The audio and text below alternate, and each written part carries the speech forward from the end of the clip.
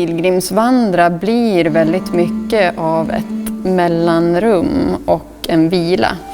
Inte bara jag utan många som pilgrimsvandrar lämnar ju någonting bakom sig och är på väg mot någonting annat. Och däremellan så sker en form av transformation. Och det sker ju oftast genom reflektioner, meditation, varande. Det kommer av sig själv oavsett om man söker det eller inte. Jag heter Anna Gredander. Jag jobbar som diakon i Frösösund Norderö församling.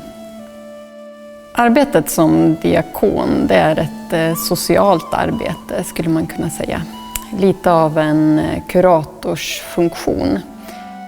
Jag gick Sankt Olavsleden förra sommaren från Selånger till Skalstugan vid norska gränsen. Det var för mig både en inre och en yttre resa. Jag var mitt emellan 2 jobb. Jag slutade arbeta i Östersunds församling i juni och skulle börja på Frösön i augusti-september. Och hade där ett glapp emellan där pilgrimsvandringen blev för mig ett sätt att nollställa och ladda om.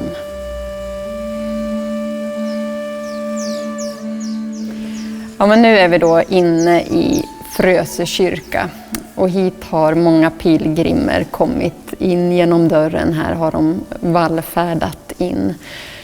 Och det är ju som sagt en rastplats och självaste helgonet Sankt Olav finns ju här till vänster om mig. Och Sankt Olavsleden passerar ju precis utanför kyrkan. Hit kommer alla vi som är ute och vandrar, vi kommer in för att hämta vila, återhämtning, påfyllning oberoende av vad man har för tro eller inte tro. För att sen då gå ut ur kyrkorummet. Vi sänds ut.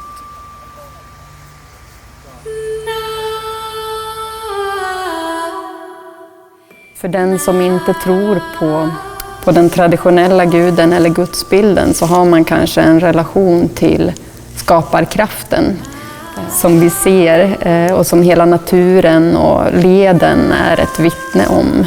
Det som ger liv, allt det vi ser i varje blomma och frö i vattnet, i fjällen. Den skaparkraften kan man få möta vare sig man är i kyrkorummet eller någon annanstans. På andra sidan vägen så har vi ett pilgrimscenter dit pilgrimerna kan komma och tälta och få sig en bit mat och lite mera information om leden och sträckningen. Under själva vandringen sker ju en form av överlåtelse. Det är en övning i tillit, att vara närvarande i varje stund. Att ta saker och ting som de kommer, som man inte kan styra över. Väder och vind, skavsår. Det blir också en övning i att lyssna på kroppen och behoven. Vad är det jag känner? Är jag hungrig? Behöver jag äta? Behöver jag vila? Kan jag gå lite snabbare? Så det är en typ av medveten närvaro och observation väldigt mycket av vad som sker.